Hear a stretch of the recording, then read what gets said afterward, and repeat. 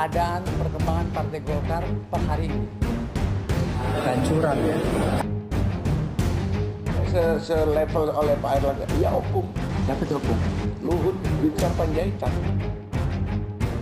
Ada lagi di pemerintahan Pak Bahlil. Tidak saatnya untuk melakukan upaya-upaya seperti begitu. Munas 2024, silakan kalau berminat jadi ketua umum Golkar 2024.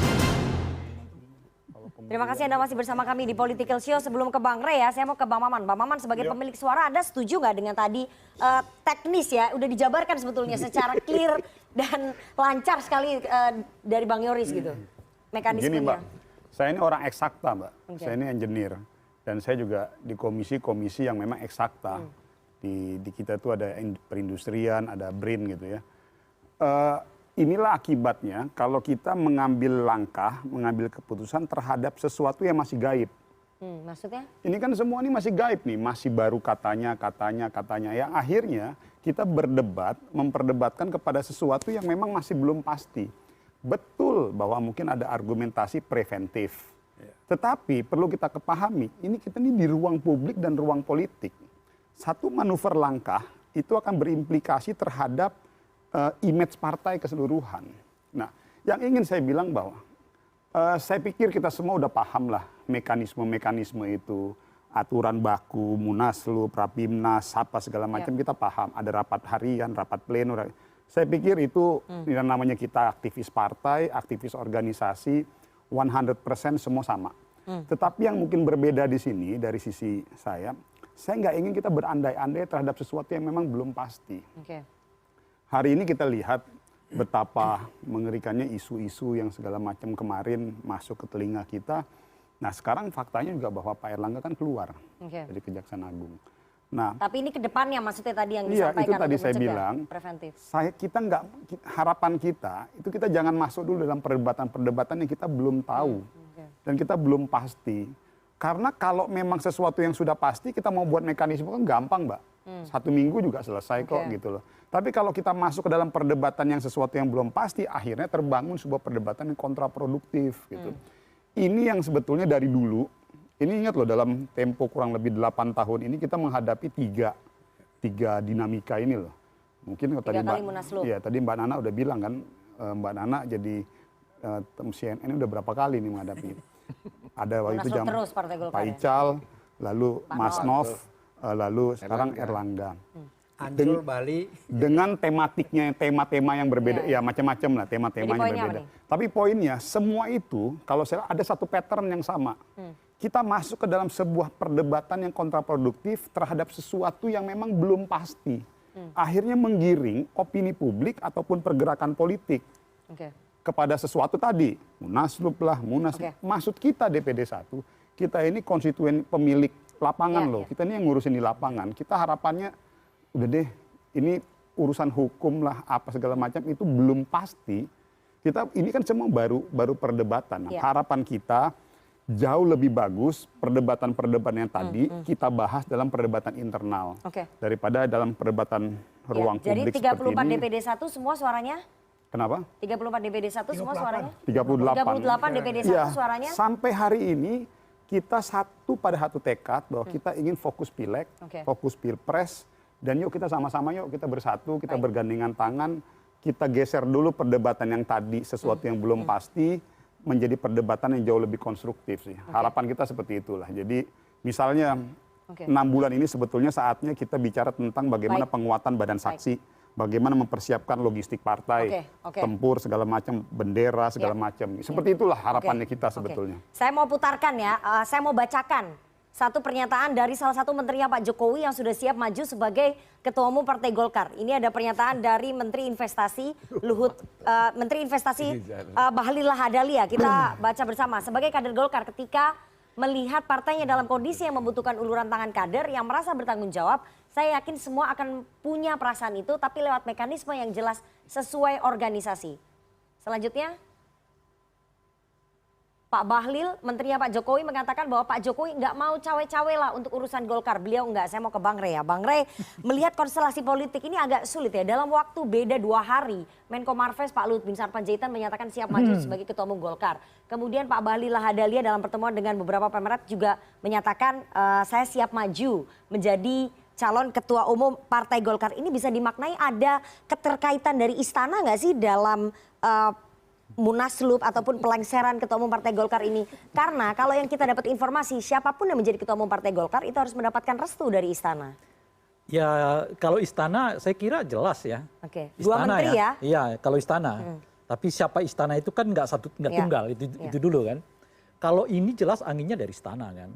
Dan oleh karena itu kelihatan sangat cepat membesarnya kan. Oke. Bersamaan dengan itu memang ada proses hukum juga yang tengah dihadapi oleh Pak Erlangga gitu.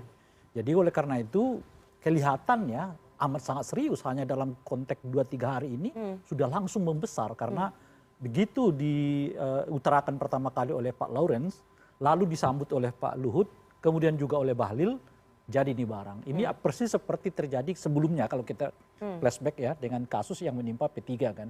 Hanya dalam ukuran berapa begitu hari lama ya, 1 minggu. Ya itu kejadian dan ternyata smooth gitu. Nah kenapa itu bisa terjadi? Ya karena besar dugaan kita karena anginnya memang dari istana gitu. Oke. Nah istana ini siapa? Ya sekarang yang kelihatan adalah Luhut Binsar Panjaitan, ada Bahlil dan seterusnya. Mungkin nggak 2 menterinya Pak Jokowi menyatakan maju sebagai calon Ketua Umum Partai Golkar, kemudian mereka nggak izin sama Presiden. Pasti mereka izin dan udah dapat paling nggak dipersilahkan begitu ya? Ya itu kita nggak tahu. Nah apakah karena ini atas kemauan sendiri dari dua-duanya, Pak Luhut dan juga Bahlil gitu ya. Atau itu karena sepengetahuan Pak Jokowi, atau bahkan atas restu Pak Jokowi, kita nggak tahu. Ini tidak bisa kita baca sekarang. Tapi kalau ini terus menggelinding, saya kira akan sangat mudah untuk mengaitkan apakah tanda kutip Pak Jokowi berada di belakang semua skenario ini atau tidak. Gitu. Oke, tapi menurut Anda kalau memang ada istana di balik Munaslup, kemudian di balik pelengserannya Pak Erlangga, ini karena sikap Partai Golkar yang belum menentukan pilihan di Pilpres 2024. Ini memang betul kaitannya Golkar bingung mau dibawa ke Gerindra dengan Pak Prabowo atau dengan PDI Perjuangan ke Mas Ganjar? Pertanyaanmu itu sebetulnya dapat diringkas dengan apakah alasan-alasannya objektif atau tidak kan? Sebetulnya gitu. Kalau dilihat dari ini ya saya kira 2 dari 3 yang disebutkan tadi oleh Pak Ridwan itu memang objektif. Bahkan saya sudah mengatakan ini jika 6 bulan yang lalu. Nggak mungkin Golkar itu akan besar kalau tidak Erlangga memilih 2 hal. Pertama adalah terjun langsung sebagai calon presiden gitu ya. Atau kalau tidak memang menyerahkan itu kepada orang lain, dia fokus jadi menteri. Nggak bisa setengah-setengah saya bilang kan. Mau jadi calon presiden bersamaan duduk sebagai Menko. Menko pula gitu loh. Jadi bukan menteri yang sama seperti Pak Abu Rizal Bakri dulu ya. Betul, bukan menteri yang berhubungan langsung dengan masyarakat. Misalnya menteri desa kah, ya kan, antara menteri sosial kah dan seterusnya. Sehingga pamor mereka akan sangat sulit. Saya kira bahkan 8-9 bulan yang lalu saya menyampaikan itu di beberapa pertemuan dengan kader-kader Golkar. Nggak bisa gitu. Nah oleh karena itu kalau disebut itu tadi misalnya soal elektabilitas yang menurun, ya, target untuk menjadikan Pak Erlangga sebagai calon presiden dan seterusnya itu objektif menurut saya gitu. Nah tetapi yang objektif ini juga tentu tidak semuanya juga berdasarkan itu kan. Ada bagian-bagian lain yang berkaitan dengan objektivitas itu. Diantaranya adalah apakah misalnya bersamaan dengan objektivitas di dalam tubuh Partai Golkar itu ada keinginan besar dalam hal ini misalnya istana gitu.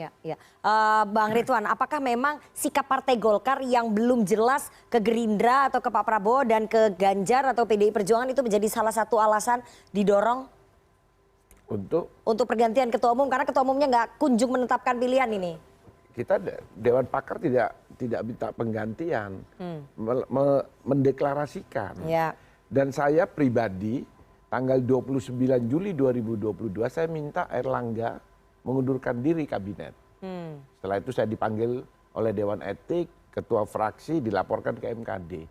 Saya hadiri semuanya, saya jelaskan. Seperti yang Pak Rangkuti sampaikan, tidak mungkin dia sebagai ketua umum partai juga kabinet. Pasti salah satu ada yang jeblok. Yang jeblok partai sekarang. Nah itu. Tapi karena waktu itu Pak Erlangga bilang, Ridwan kita kerja untuk rakyat. Ya udah saya. Tapi ini berarti nggak berkaitan dengan sikap Partai Golkar yang belum jelas di Pilpres ya? Ya itu pastilah. Itu pasti. Karena apa? Ya karena Pak Erlangga, ya hasil surveinya gimana? Kan tidak mungkin. 0,2. 0,1, 0,7. 0,7. Oke. Tidak sampai 1%. Ya, saya ke Bang Nurdin lagi. Iya. Bang Nurdin, tapi dengan informasi yang kita dapatkan juga sebetulnya Pak Erlangga sudah tegak lurus lah dengan Presiden Jokowi begitu. Kira-kira menyerahkan keputusan Partai Golkar ikut saja dengan keputusannya Presiden Jokowi. Itu posisinya gimana nanti? Apakah bisa tetap digoyang? Kalau Pak Erlangga secara pribadi mau sebagai ketua umum Golkar, ya memang sangat dekat juga dengan Presiden. Ya, dan karena Pak Erlangga sudah menyatakan dan kita semua setuju ya bahwa Golkar mendukung penuh kepemimpinan Pak Jokowi dalam melaksanakan seluruh prosesi pembangunan, mekanisme pemerintahan. Golkar itu adalah terdepan mendukung pemerintahan Pak Jokowi. Tetapi untuk internal partai, ya tentu kita tidak mengharapkan Pak Jokowi mengatur-atur Golkar, dan saya yakin Pak Jokowi tidak ikut mengatur-atur Golkar. Itu ada di tangan Pak Erlangga sendiri. Tapi dengan dua menterinya mau maju? Karena koalisi, kemudian beliau berkonsultasi. Padahal itu normal dalam proses demokrasi kita di era politik partai. Begini, ada yang menarik dari Bang Yoris tadi ya, termasuk Pak Ridwan, bahwa beliau ini bukan mau menggagas Munaslup, enggak. Kalau saya tangkap dari beliau bukan itu. Terus? Beliau bagaimana melihat keadaan ini ada sebuah perbaikan. Nah, diminta formulanya yang paling bagus Bang Yoris tadi.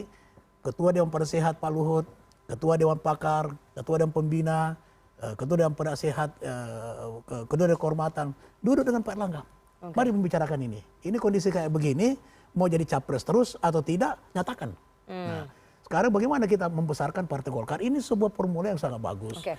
Dan ini tadi Pak Bahlil, ini pernyataannya normatif. Normatif itu, bukan sesuatu yang beliau mengatakan bersedia untuk membantu Partai Golkar sesuai mekanisme. Juga tidak mau kalau sesuatu yang menciptakan hal-hal yang bisa terjadi perpecahan di Partai Golkar. Jadi ini juga bisa duduk sama-sama. Pak Bahlil bisa membantu misalnya di Indonesia Timur karena beliau dari sana, bagaimana membesarkan Golkar, bagaimana menangkan pileg. Ini sebetulnya sebuah atensi ya yang perlu kita respon dari DPD Partai Golkar. Saya kira ini rahasia terbesarnya. Pertama kan kalau kita menyebut ada istana yang masuk ke sini, istana ini bukan person ya. Iya, kita bilang istana lah, kita nggak tahu siapa lah ya. Ininya. Kan kita kenal selama ini pada Erlangga ada orang yang sangat dekat dengan Pak Jokowi. Harus kita ingat ketika Pak Erlangga menggagas KIP, dasarnya itu bayangan kita karena KIP disediakan untuk salah seorang yang besar kemungkinannya didukung oleh Pak Jokowi dalam ini, Pak Ganjar Pranowo kan. Sampai kemudian sekarang anggotanya memilih jalur sendiri gitu. Nah oleh karena ini menurut saya, mengapa dalam situasi kayak begini kok tiba-tiba ada tangan istana yang membuat ya, permasalahan dalam internal Golkar ini begitu cepat membesar gitu. Ini memang rahasianya gitu loh. Nah, itu bukan tiba-tiba, gitu. itu bukan tiba-tiba. Saya punya feeling politik bahwa itu bukan kemauan daripada Bang Luhut. Tapi ada mungkin kadang-kadang Golkar, ternyata sudah diakui Bang Ridwan tadi. Itu yang mendorong. Jadi kalau tidak dorongan, saya yakin juga tidak respon dari beliau itu. Nah, termasuk Bahlil, pasti ada orang yang mendorong itu. Bukan keinginan dia.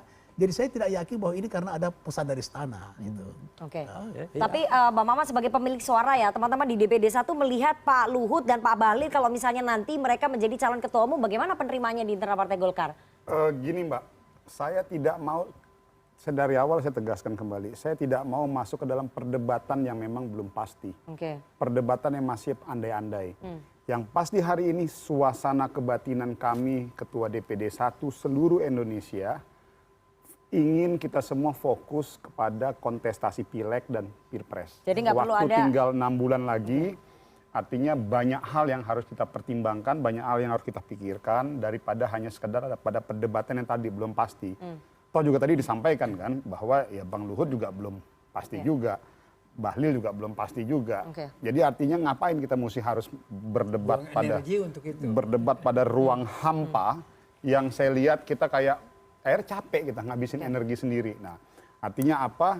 Dan saya pikir sebetulnya oke lah ini sudah terjadi, tapi ingin saya tegaskan, silakan aja tanya dari DPD 1. Kita kan sekarang sudah mulai pasang atribut, mulai penguatan saksi dan lain sebagainya. Nah, yang terakhir Mbak, yang kedua. Nah, akhirnya jadi kayak begini. Kalau kita masuk dalam perdebatan yang memang kalau bahasa saya itu perdebatan gaib ya.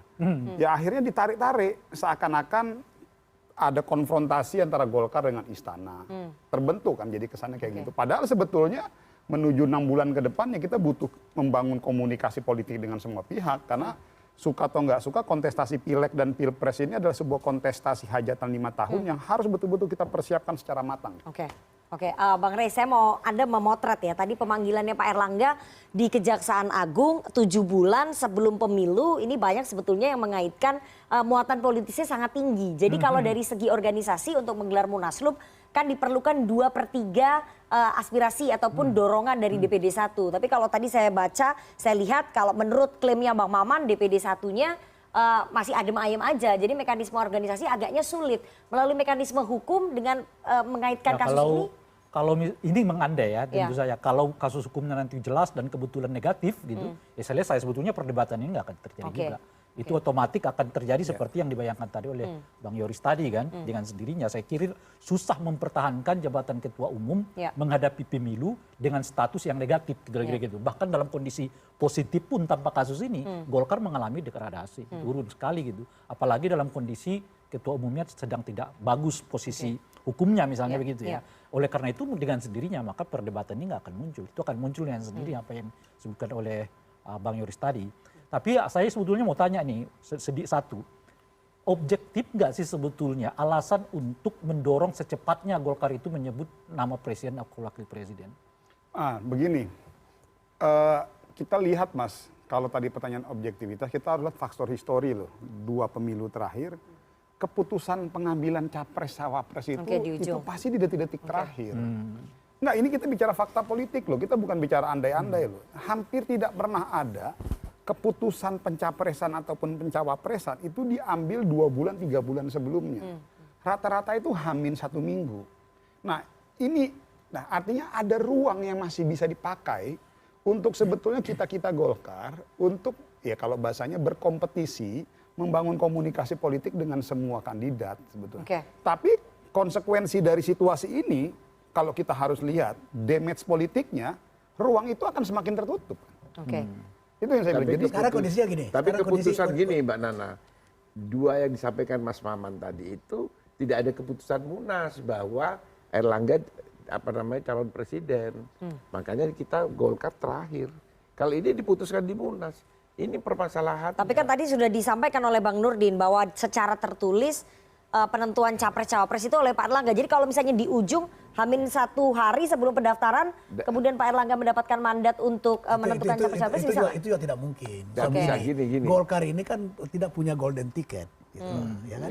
Dia harus berkoalisi. Gitu. Nah, oleh karena itu sekarang kan ada 2 partai yang belum menentukan capres-cawapresnya, capresnya, yaitu PAN dengan Golkar. Maka kita mendorong Pak Erlangga untuk membentuk poros baru. Dan itu senada juga dengan rekomendasinya Dewan Pakar gitu. Dan ini yang terus masih intens sekali ini dilakukan itu.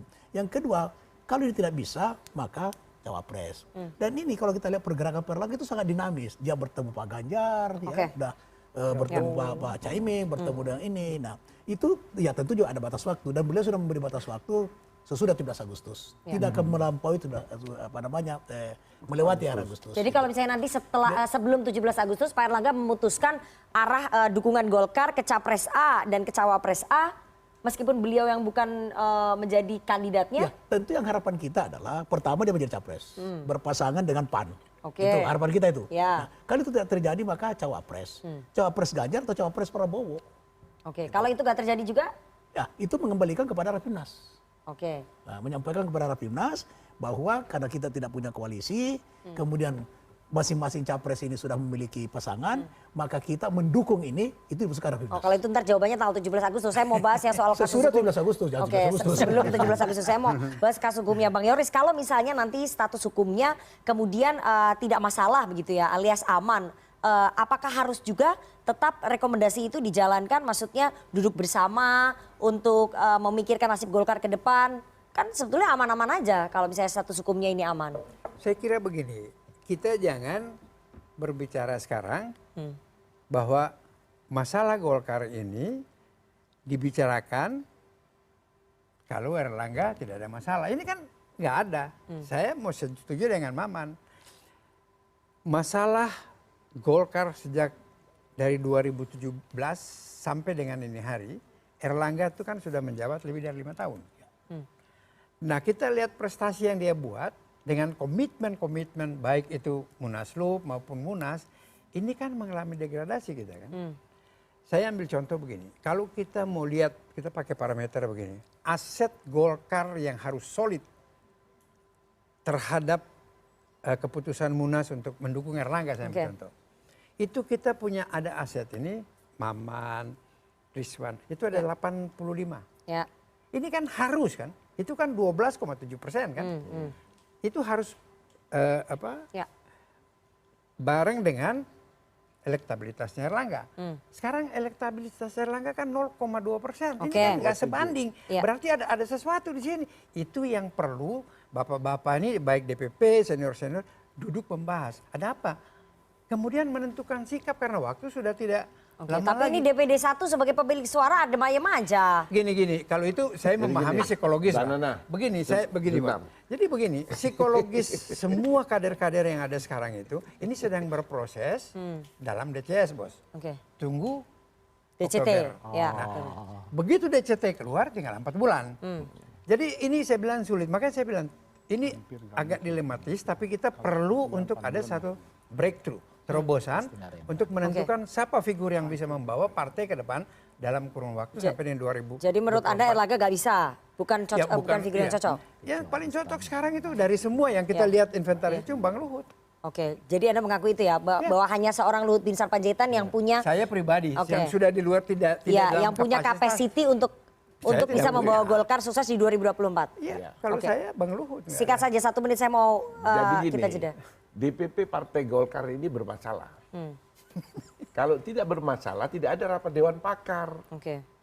Ya, karena kita selama ini tiap 3 bulan ya tenang-tenang aja. Biasa-biasa aja. Pada saat 20 orang itu berbicara, nilainya tidak ada yang biru, merah semua kepada DPP Golkar termasuk Erlangga. Artinya sama dengan yang dirasakan oleh Bang Yoris. Nah itulah masalahnya. Tapi ini kenapa baru disampaikan 7 bulan jelang pemilu gitu Bang? Beresiko nggak nih? Bukan masalah itu. Kalau tidak disampaikan tambah hancur lagi. Makanya kita keluarkan. Kita tidak mau bilang Munaslup itu kan terlalu kasar. Mestinya Bang Ridwan ya. Sebentar. Penilaian Dewan Pakar seperti itu mestinya tertulis. Tertulis? Enggak. Kalau rekomendasinya itu bagus-bagus saja rekomendasi itu. Mestinya dirumuskan dulu, narasinya dulu, rumuskan dulu latar belakang sampai ke rekomendasi. Bahwa berdasarkan penilaian Dewan Pakar DPP itu begini-begini, semua negatif. Kalau itu yang kita lakukan pasti ada rapat pleno DPP. Tapi itu nggak ada ya. Jadi sebetulnya normatif saja rekomendasi. Saya harus jeda terlebih dahulu. Nanti kita akan bahas lebih dalam bersama dengan teman-teman mahasiswa bagaimana mereka melihat Partai Golkar yang katanya partai anak muda, tapi ini udah berkali-kali pemilu usia Munaslup pergantian ketua umum. Jangan kemana-mana, tetap bersama kami di Political Show.